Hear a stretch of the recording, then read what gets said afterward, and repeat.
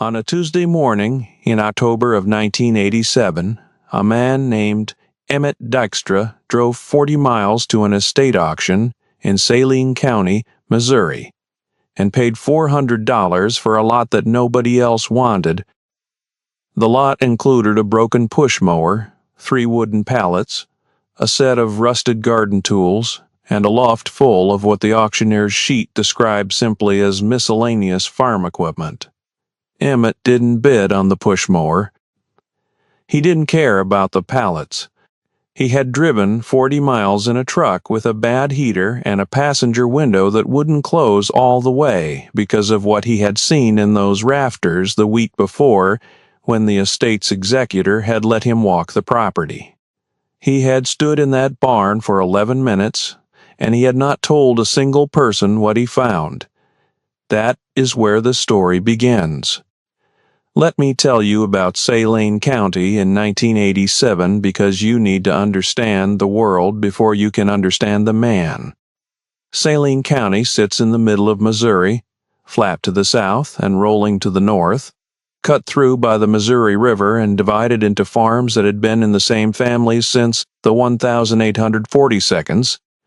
The county seat was Marshall, a town of about 12,000 people with a grain elevator visible from most directions and a farm implement dealership on the highway that had been selling the same 3 brands of equipment since 1962.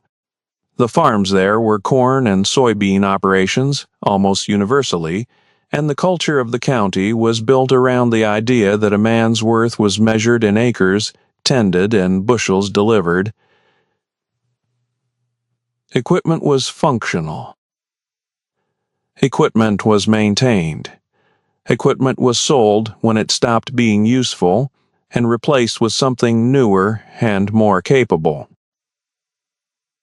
The idea that a man would drive 40 miles in October cold to bid on a barn loft full of broken machinery was, in Saline County in 1987, with a quiet shake of the head. Emmett Dykstra did not care what people mentioned at the co-op counter. Let me tell you about Emmett because you need to understand the man before you can understand what he did with that $400. Emmett was 61 years old in 1987. He farmed 280 acres in the northeastern corner of the county, land his grandfather had broken in 1901, and his father had expanded during the 40s, and he had been working that same ground since he was old enough to reach the tractor controls.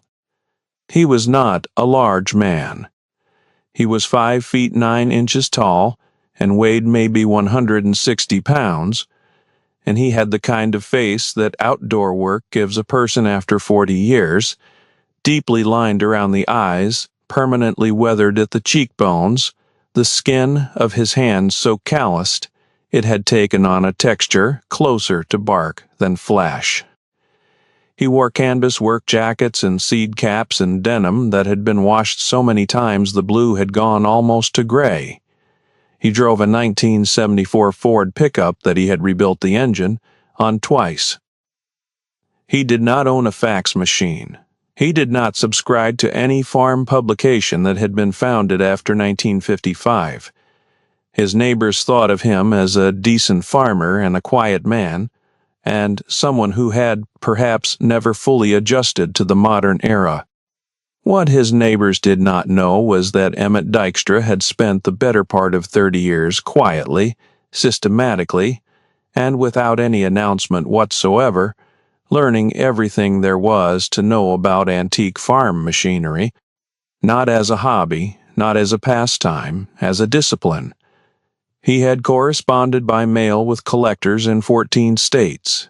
He had driven to museums in Waterloo, Iowa, and Bonner Springs, Kansas, and Fulton. He had a shelf in his farmhouse office that held 62 books on the subject, organized by manufacturer and then by year, and he had read every one of them at least twice.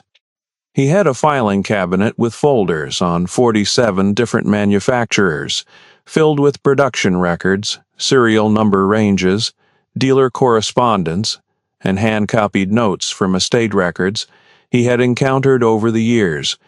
He was not famous for this.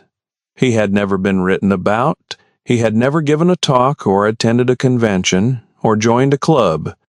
He simply knew things that almost no one else knew, and he had learned, over decades, that this knowledge was occasionally worth a great deal of money to the right person in the right moment. That was the thing about Emmett that his neighbors missed entirely. They saw a quiet man who seemed to move through the world without urgency, and they interpreted that as a lack of ambition.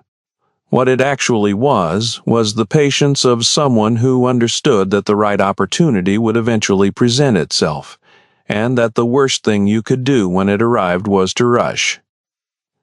Let me tell you about the barn, because the barn is really where this story lives. The property belonged to the estate of a man named Harlan Boardman, who had died in August of 1987 at the age of 89. Harlan had farmed 640 acres in Saline County for 60 years before his health failed in the mid-1970s. The farmstead itself, the house, the barns, the outbuildings, had sat largely unoccupied since then, maintained minimally by Harlan's daughter, who lived in Kansas City and visited twice a year. Harlan had been a man of the early 20th century. In every sense, he had started farming with horses. He had transitioned to tractors in the 1,930 seconds and 1,940 seconds with great reluctance, and he had never fully trusted anything with a hydraulic system. He had kept equipment long after it was obsolete, not out of sentiment, but out of a deep suspicion of the idea that newer was necessarily better. When he stopped farming, he had not sold his old equipment. He had pushed it into the barn, covered some of it with canvas tarps, and left it there. The estate executor was a man named Dale Crowley, a lawyer from Marshall who handled agricultural estates throughout the county, and who had, by his own description, seen the inside of more old barns than he cared to count. Dale had walked the Borgman property in September, cataloged the assets, and arranged for the auction. He had looked at the barn loft. He had seen the shapes under the tarps, and the machinery pushed against the walls, and the implements hanging from the rafters, and he had written it all down as miscellaneous farm equipment, because that is what it looked like to Dale Crowley. Old iron, rust and grease and canvas, and the smell of decades, nothing that would interest a serious buyer. He bundled it with the push mower and the pallets, and set a minimum bid of $200. Emmett Dykstra had called Dale Crowley's office in late September and asked very politely if he could walk the property before the auction. This was not an unusual request. Dale had said yes, and Emmett had driven out on a Thursday afternoon and spent about 45 minutes on the property overall. He had spent 11 of those minutes in the barn loft. Have you ever walked into a space and understood in the first 30 seconds that you were looking at something everyone else had walked past without seeing? That the thing you had spent years learning to recognize was sitting right in front of you, covered in dust and categorized as junk, and that the only reason it was still there was because the person who cataloged it didn't know what they were looking at? That is a very specific feeling. It is not quite excitement, and it is not quite calm. It is something in between, a kind of controlled stillness that comes over a person who has learned through long experience that the worst thing you can do in that moment is let anyone see what you're thinking. Emmett Dykstra stood in that loft for 11 minutes, and he felt that feeling. Then he walked back downstairs, thanked Dale Crowley's caretaker, drove home, and did not tell a single person what he had found. Let me tell you about what was in that loft, because that is the whole of this story. Under the largest canvas tarp pushed against the north wall of the loft and partially disassembled was a 1914 Avery Company undermount threshing machine. Not a common Avery. This was one of approximately 60 undermount separators that Avery had produced in 1914 as part of a short-lived attempt to compete with the Case and IHC. Avery had built them for 2 years, 1914 and 1915, and then abandoned the design when the company ran into financial difficulties that would eventually lead to its bankruptcy. In 1924, of the 60 units produced, fewer than a dozen were believed to still exist in any form. Of those, only 3 were known to be in complete or near complete condition. Emmett knew this because he had a folder on Avery in his filing cabinet that was 3 inches thick, and because he had corresponded for 6 years with a man in Peoria, Illinois, named Chester Ostrander, who had spent 20 years dockrander surviving Avery equipment, and who had told Emmett, in a letter date March of 1985, that the whereabouts of at least 4 of the 1914 undermount units were completely unknown. Emmett had spent those 11 minutes in the loft doing 3 things. First, he had confirmed the manufacturer's plate, which was still attached to the main frame and legible under the grime. Second, he had checked the serial number against the range he had memorized from Chester's letters. Third, he had assessed the condition of the major components, the cylinder, the concave, the straw walkers, the cleaning shoe, and determined that while the machine had been partially disassembled, all of the major components appeared to be present, stored nearby under secondary tarps, and in a state of preservation, given its age and the conditions of the loft. Remarkable. He had then walked downstairs, thanked the caretaker, driven home, and started making phone calls. Let me tell you about the phone calls because they are the part of this story that most people never hear. Emmett made 4 calls that evening. The first was to Chester Ostrander. Chester picked up on the second ring, and Emmett said very carefully that he had walked a property in Saline County and seen something he wanted Chester's opinion on, and he descripturer or the location. Chester was quiet for a long time after Emmett finished. Then Chester said, "Emmett, are you telling me what I think you're telling me?" And Emmett said he might be. Chester said, "What's the condition of the serial number plate?" Emmett told him. Chester said, "Lord Almighty." Then Chester said, "What are you going to do?" And Emmett said he was going to go to the auction and bid on the loft bundle. Chester said, "What's the estimate?" Emmett said $200 minimum bundled with some garden tools and a push mower. Chester said, "Emmett, if that machine is what you're describing, it is worth more than this house I'm sitting in." Emmett said he knew that. Chester said, "Don't tell anyone." Emmett said he had no intention of it. The second call was to a museum curator in Waterloo, Iowa, a woman named Edith Gustafson, who ran the Agricultural Coaster at a small independent museum, and who had been trying for the better part of a decade to acquire a working exemplator for permanent display.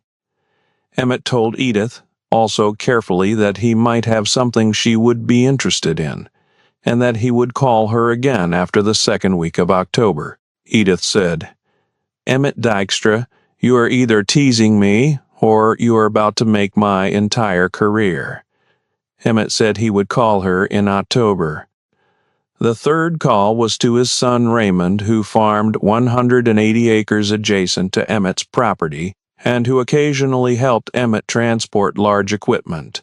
Emmett told Raymond he needed the flatbed trailer on the morning of the 13th of October and that Raymond should not ask why until after the auction. Raymond, who had learned over the years that his father's requests of this type were not made casually, said he would have the trailer ready. The fourth call was to no one. Emmett sat in his kitchen with a cup of coffee and his Avery folder open on the table, and he thought about what he was going to do for about an hour. Then he went to bed. Let me tell you about Dale Crowley, because Dale is the other half of this story, and he deserves to be understood clearly. Dale Crowley was 44 years old in 1987. He had grown up in Marshall, gone to the University of Missouri for law school, and come back to Saline County because that was where his family was, both literal and professional. He had been handling agricultural estates for 15 years, and he was good at it. He was organized, efficient, and fair, and the farming community trusted him because he had never given them a reason not to. He drove a late model Buick and wore pressed khakis and kept his office immaculate. He was not a man who made many mistakes. He was not, however, a man who knew anything about antique farm machinery beyond the most general outlines. He knew what a tractor was. He knew what a combine was. He knew that old equipment was generally worth less than new equipment, unless it was very old, in which case it might be worth something to a collector. But he had no framework for determining what that something might be, and he had, over the years, developed a working assumption that if something was sitting in a barn covered in dust and hadn't been used in 40 years, its value was probably modest. This assumption had served him reasonably well. It had not, on the morning of the 13th of October, 1987, served the Boardman estate at all.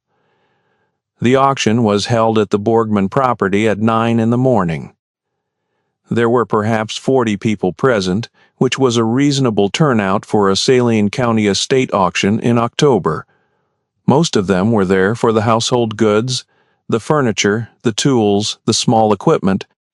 A few were there for the tractors, two of which were 1,960 Arizon John Deeres in running condition and likely to draw competitive bids. Dale Crowley was there in his capacity as executor, standing near the auctioneer's table with a clipboard and a thermos of coffee, watching the proceedings with the practiced attention of a man who had done this many times. Emmett Dykstra arrived at 8:45 in a canvas jacket and a seed cap and parked his truck at the back of the property. Raymond was behind him with the flatbed trailer.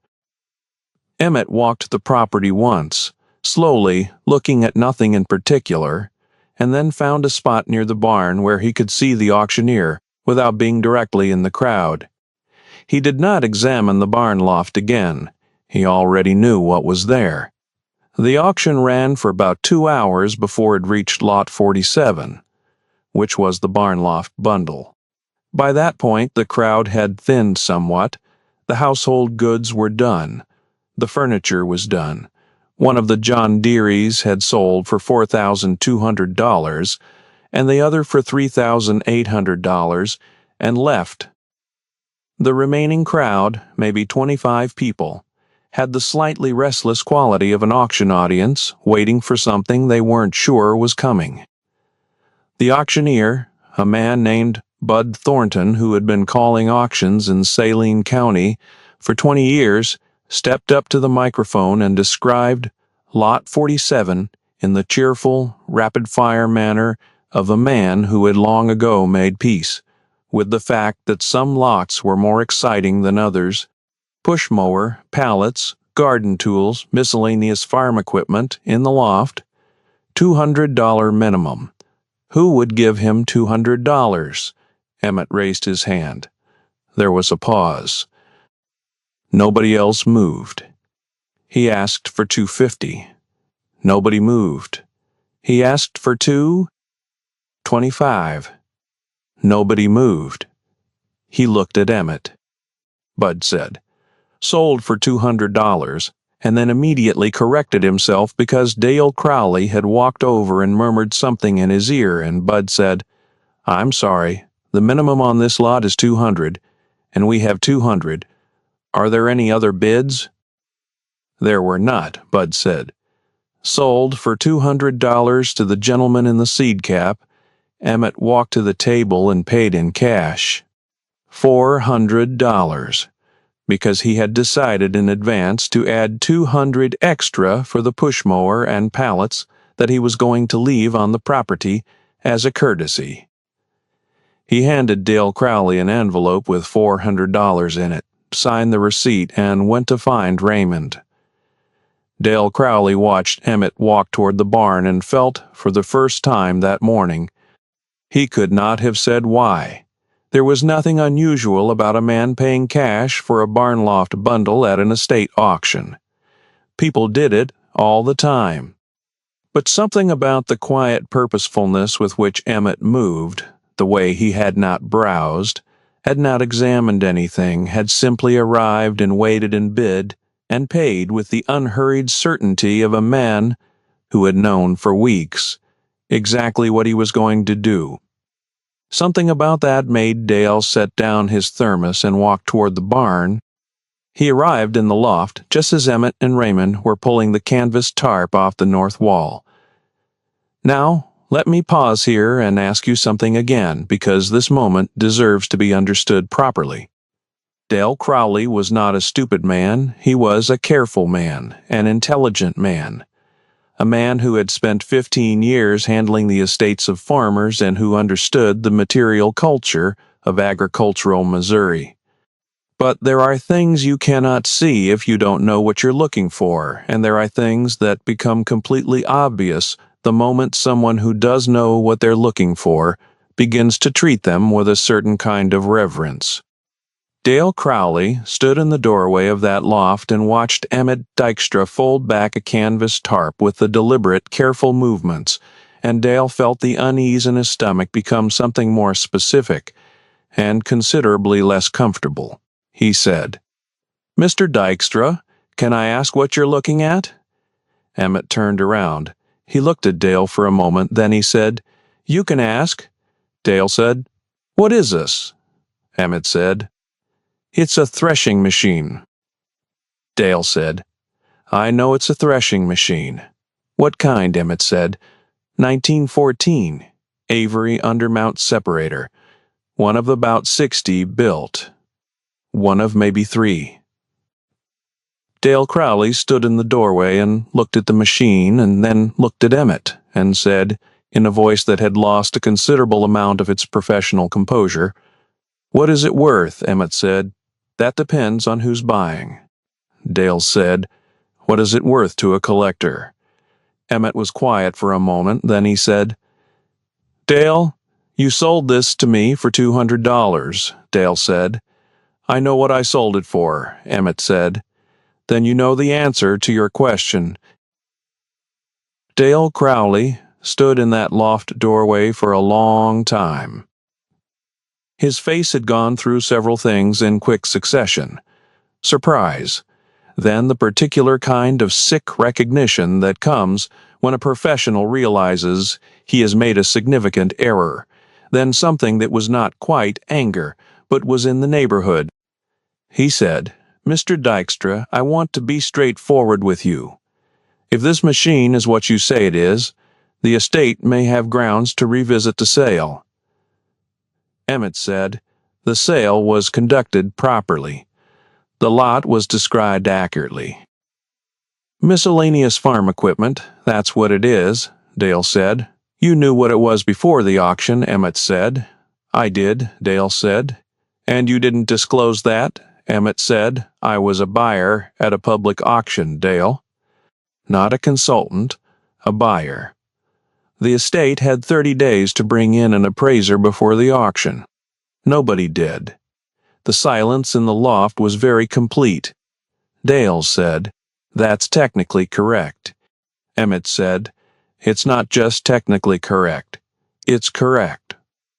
Dale stood there for another moment. Then he said, "I've been doing this for 15 years, and I have never made a mistake like this."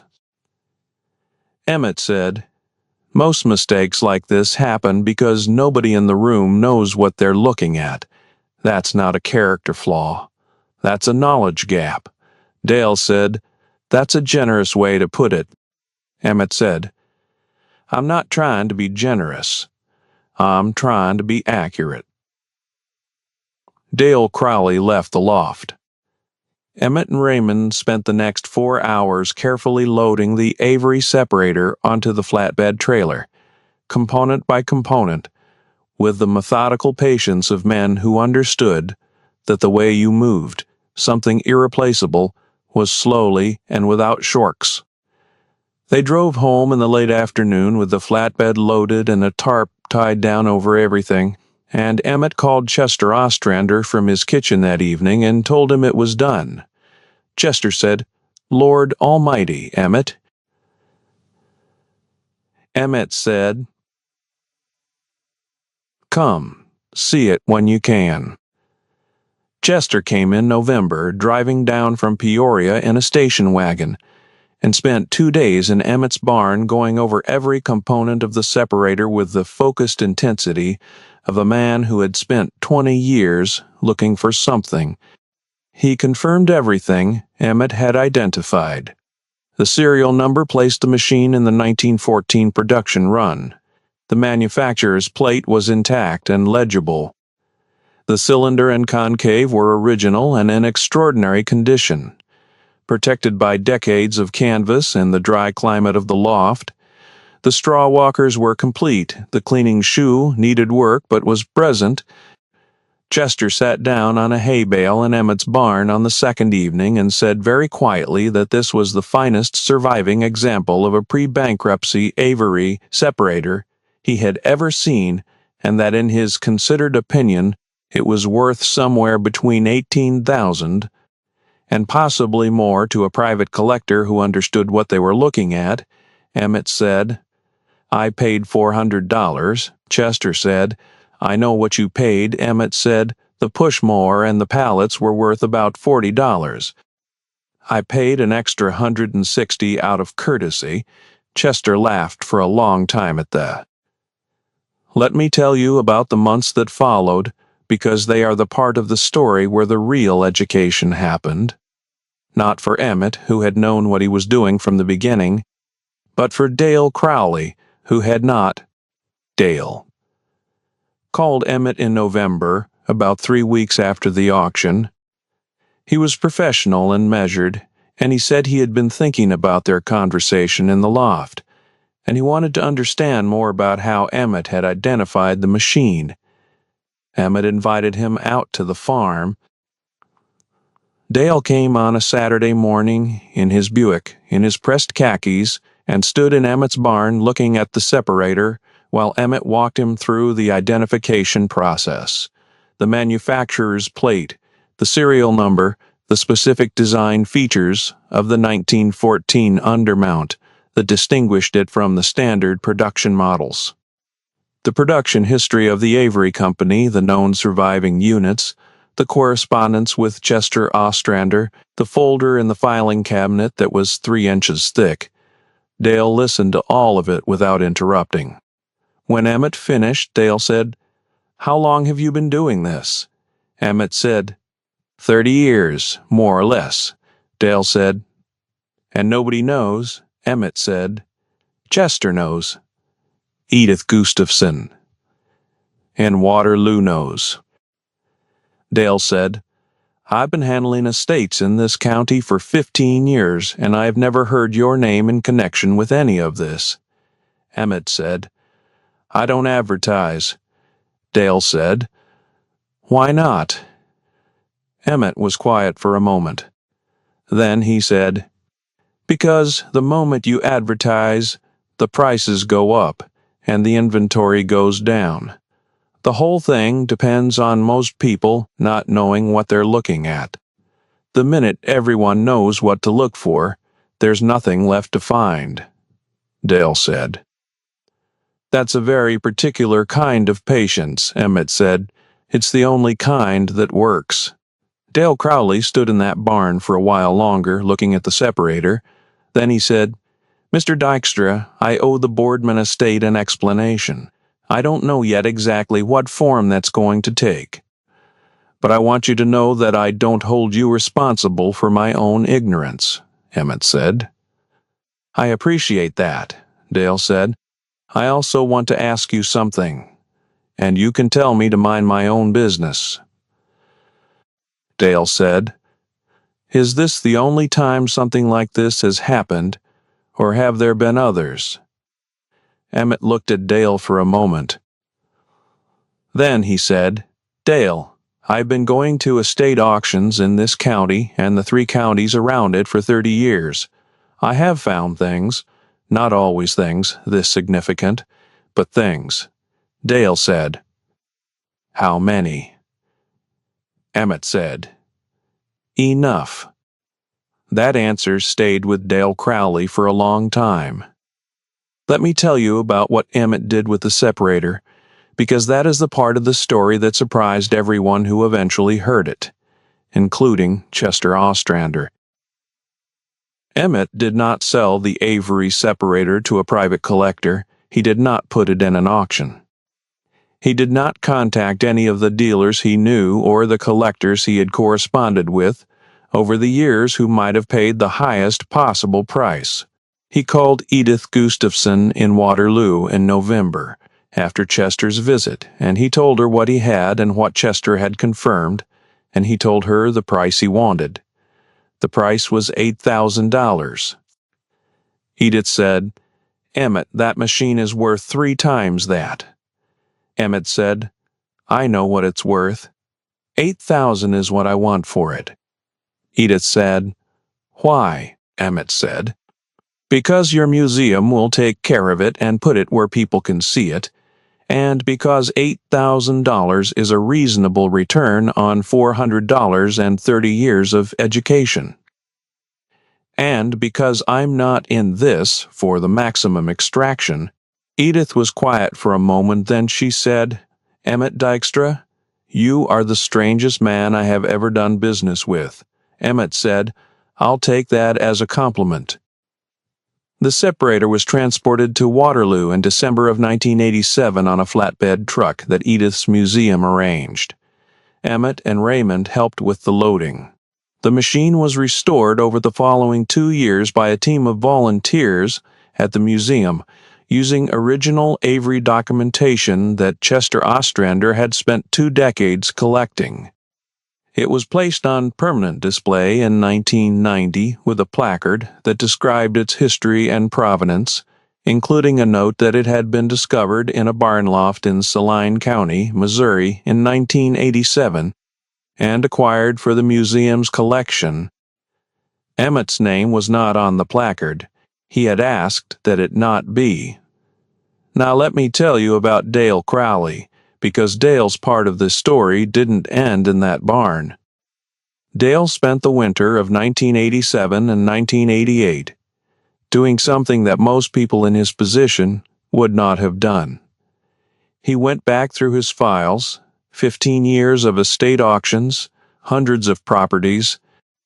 He pulled the records of every auction where he had categorized barn contents as miscellaneous farm equipment and sold them as bundles.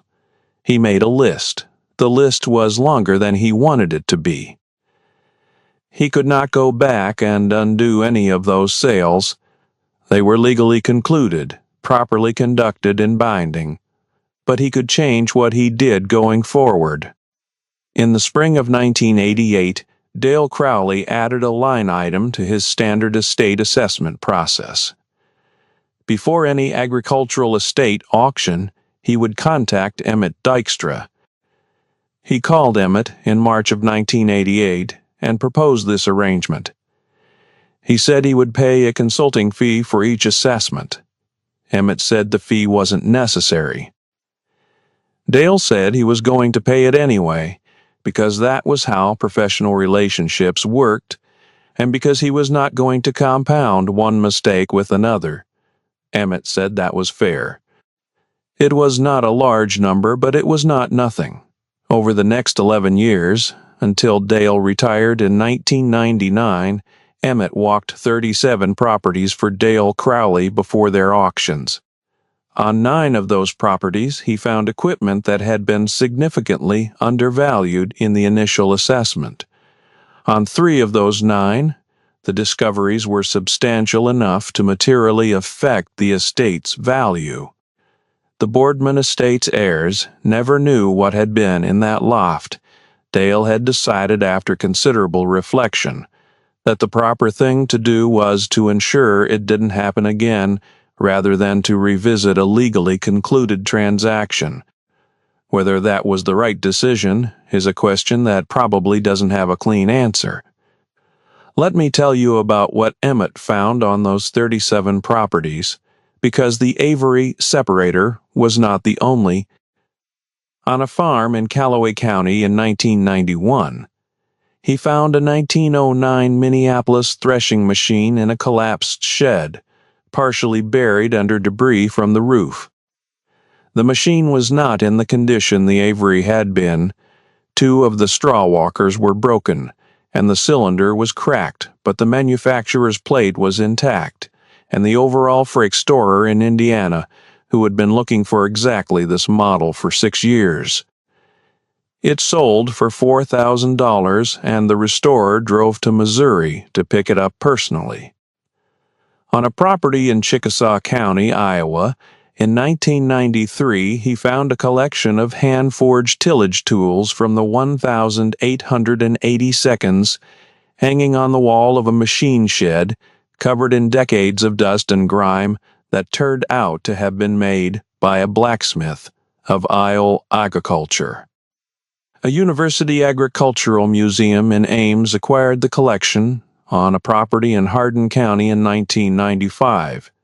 He found something that made even Chester Ostrander, who had seen a great deal by that point, go very quiet on the phone. But let me not get ahead of the story.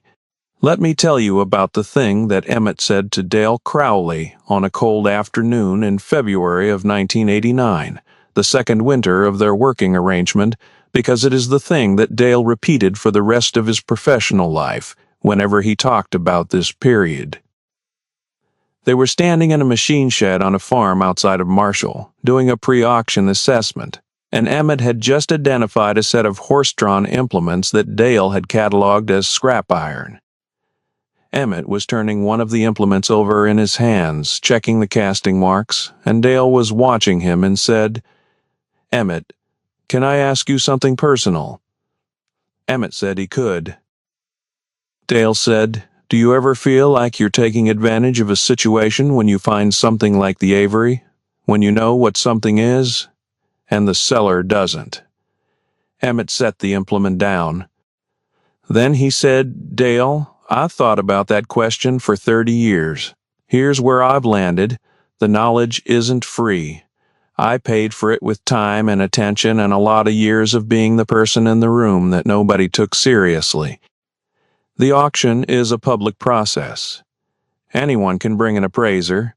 Anyone can do the research. Anyone doesn't hide itself. It just sits there and waits for someone who knows what they're looking at."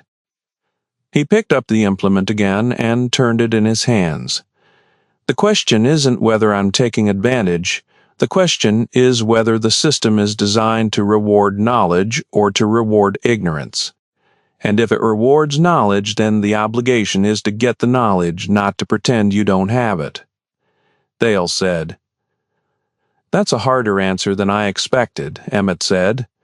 "Most honest answers are, let me tell you about the Hardin County property in 1995, because it is the coda to the Avery story in a way that Emmett himself would probably not have predicted. The property belonged to the estate of a man named Virgil Lindgren, who had died at 84 and whose farm had been in his family since 1887. Dale was not handling this estate. It was in Iowa, outside his jurisdiction, but Emmett had been called in by the Iowa state attorney, a woman who had heard about his arrangement with Dale and contacted him through a mutual acquaintance. Emmett drove up in March 2 days before the scheduled auction and walked the property with the attorney and the estate's executor. The main barn held nothing unusual. There was a smaller outbuilding at the back of the property, half hidden by a stand of overgrown cedar trees that the executor had noted as a storage shed and cataloged as containing old hardware and miscellaneous items. Emmett asked to see it. The executor said it was really just junk. There was nothing in there worth the trouble. Emmett said he'd like to see it anyway. Inside the shed, on a wooden shelf along the back wall, were 47 glass jars with handwritten paper labels. The labels were in a precise, careful handwriting, and they identified the contents as seed varieties: corn, sorghum, oats, a winter wheat, with dates ranging from 1921 to 1948. Virgil Lindgren had been saving seed, not as a hobby, not as an experiment, but systematically, over nearly 3 decades, preserving varieties that had been commercially discontinued and replaced by hybrid lines in the post-war era. Emmett picked up one of the jars and held it up to the light coming through the shed's single dirty window. The seeds inside were dry and intact and had been stored in conditions that, while not ideal, were far better than they might have been. He called a professor of agricultural genetics at Iowa State University that evening from the executor's phone. The professor drove to the property the next morning and spent 4 hours in the shed, she said, afterward.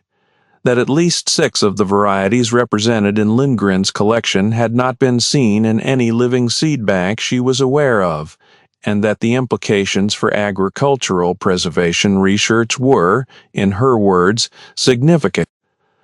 The auction was postponed. The seed collection was transferred to Iowa State's agricultural genetics program.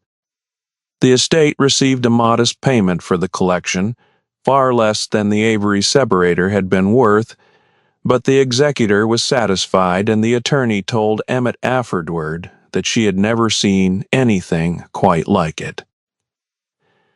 Emmett drove home to Saline County and did not say anything about it to anyone except Chester, who had retired by then and was living with his daughter in Peoria, and who said, when Emmett told him, "Emmett, you have had a remarkable career." Emmett said, "I've just been paying attention," Chester said. "That's all it ever is. Most people just don't bother. Let me tell you about what happened in the fall of 1998, because the story has one more turn." Raymond's son, Emmett's grandson, was 16 years old in 1998 and had been following his grandfather to estate auctions since he was 12. His name was Cole Dykstra, and he was a quiet boy who had inherited something of his grandfather's temperament. The patience, the attention, the preference for observing over talking.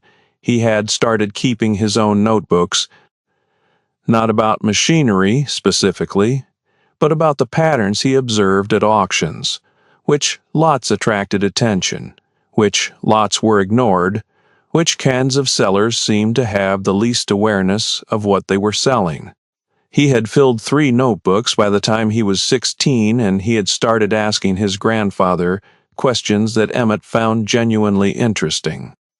On a Saturday in October of 1998, Emmett took Cole to an estate auction in Platte County, Nebraska, a property belonging to the estate of a woman named Mabel Rasmussen, who had died at 91, and whose farm had been in continuous operation since 1903. The auction was large, 300 lots, 2 auctioneers working simultaneously, a crowd of perhaps 150 people. Emmett had done a pre-auction walk of the property the previous week and had identified several items of interest. None of them spectacular, and he was there primarily to bid on 2 specific lots. Cole disappeared for about 40 minutes in the middle of the auction. Emmett noticed, but did not pursue it. Cole was 16, not 6, and Emmett had learned long ago that the best thing you could do for a person who was learning to pay attention was to leave them alone. Cole reappeared at Emmett's elbow about 40 minutes later and said quietly, "Grandpa, there's a building at the back of the property that's not on the auction list." Emmett looked at him. Cole said, "It's a root cellar." The door was hidden under a tarp that blew off. "There's stuff in it," Emmett said. "What kind of stuff?" Cole said. "Crocks. A lot of them old ones, and some wooden boxes I couldn't open." They walked to the back of the property together. The root cellar was exactly where Cole had described it, partially concealed by an overgrown lilac hedge, and with a door that had been covered by a tarp that had indeed blown partially aside. Inside, in the cool dark, were 23 stoneware crocks of various sizes and a stack of wooden shipping crates with stenciled markings that Emmett needed a flashlight to read clearly. He read the markings on the crates. Then he read them again. Then he stood up and looked at Cole. Cole said, "What is it?" Emmett said, "Where did you learn to look for things that aren't on the auction list?" Cole said, "From you. You always walk the whole property, not just the listed items." Emmett said, "That's right," Cole said. "What's in the crates?" Emmett said, "I don't know yet, but I know who to call." The stoneware crocks turned out to be a significant collection of Red Wing pottery from the 1882nd and hexagonal condition, preserved by the consistent temperature and humidity of the root cellar. The wooden crates contained a set of hand-illustrated agricultural almanacs from the 1882nd, published by a regional printer in Omaha, whose work had been documented by a Nebraska Historical Society. The total appraised value of the root cellar's contents was approximately $31,000. The estate had not known the root cellar existed. The auction company had not known it existed. It had not been listed because no one had found it. Cole Dykstra had found it because he had walked the whole property. The estate's executor was a woman named Hannah Briggs, who was 38 years old and had been practicing estate law in Platte County for 8 years. She handled the discovery professionally, and the estate received full value for the contents. She also called Emmett afterward and asked if he would be willing to do pre-auction assessments for her practice. In the same arrangement he had with Dale Crowley, Emmett said he was getting older, and he didn't drive as much as he used to. Then he said that his grandson was 16 and was learning the work, and that in a few years, if Hannah was still interested, Cole might be the better call. Hannah said, "How old is he now?" Emmett said, 16. Hannah said, "And he found a root cellar that 3 professional appraisers missed." Emmett said, "He walked the whole property." Hannah said, "I'll wait. Let me tell you one last thing, because the story doesn't end with Emmett, or with Cole, or with a root cellar in Platte County. Emmett Dykstra died in the spring of 2006, at the age of 79. He died in the farmhouse where he had been born, in a bedroom that looked out over the fields his grandfather had broken in 1901. Raymond was there. Cole was there. There was no dramatic final statement, no gathered community. There was a man who had spent his life paying close attention to things other people walked past, and then there was not. The filing cabinet with 47 folders went to Cole. The 62 books went to Cole. The correspondence with Chester Ostrander, Chester had died in 1997, went into a box that Cole kept in his farmhouse office. The 1974 Ford pickup was beyond saving by then and was parted out. The farm was divided between Raymond and Cole took the northeastern quarter, the oldest ground, the land Emmett's grandfather had broken. Cole Dykstra was 24 years old when his grandfather died. He had been doing pre-auction assessments for Hannah Briggs's practice for 3 years by then. He had his own notebooks, more than a dozen of them by that point, and he had developed his own areas of focus, not machinery, primarily, but the broader category of agricultural material, tools, ceramics, textiles, seed collections, printed ephemera. The accumulated physical record of how farming families had lived and worked over a century and a half in the middle of the country, he had found things, not always things as dramatic as the Avery separator, but things. In the summer of 2009, Cole was doing a pre-auction walk of a property in York County, Nebraska, when he found, in the attic of a farmhouse that had been built in 1889, a collection of hand-drawn farm maps and land survey document from the 1872, created by a county surveyor whose work had been referenced in Nebraska land records for 130 years, but whose original documents were believed destroyed in a courthouse fire. In 1902, they had been in that attic for 107 years. The Nebraska State Historical Society acquired them. Cole's name was not in the press release. He had asked that it not be. He was 27 years old. The Avery separator still sits in Edith Gustafson's museum in Waterloo, Iowa. Edith retired in 2001, but the machine is still there, still on display, still described on its placard as having been discovered in a barn loft in Saline County, Missouri, in 1987. The museum's current director knows the full story. She has offered more than once to update the placard with Emmett's name. Cole has told her each time that his grandfather would have preferred it the way it is. Dale Crowley retired in 1999 and moved to Columbia, Missouri, where his daughter lived. He gave a talk at a continuing legal education seminar in 2003 on the subject of agricultural estate assessment and the undervalue of the Avery separator without using Emmett's name, at Cole's request, as the central example.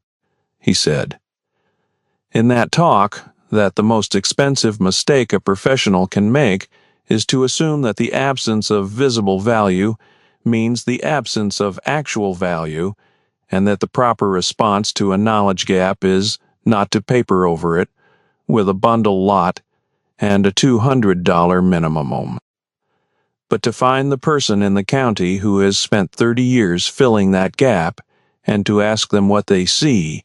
He said he had learned that lesson the hard way. He said it was the most useful thing he had learned in 30 years of practice. Cole Dykstra still farms the northeastern quarter of the Dykstra ground in Saline County. He still does pre-auction assessments.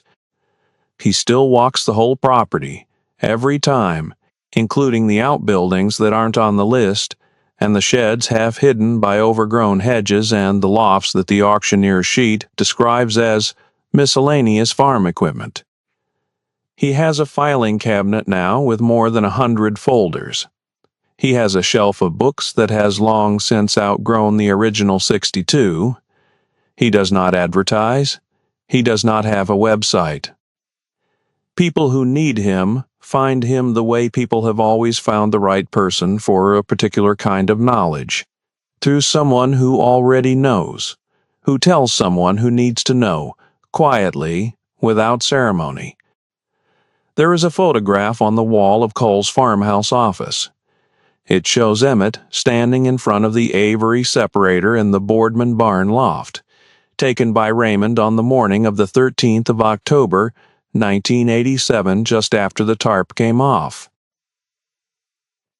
Emmett is not looking at the camera. He is looking at the machine. His expression is not triumphant. It is not excited. It is the expression of a man who has known for 3 weeks that this moment was coming and has simply arrived at it. The way you arrive at a place you set out for, deliberately, without surprise, without drama, walking at your own pace. That is what 30 years of paying attention looks like. That is what $400 buys you when you know what you're looking at. That is what happens when you walk the whole property.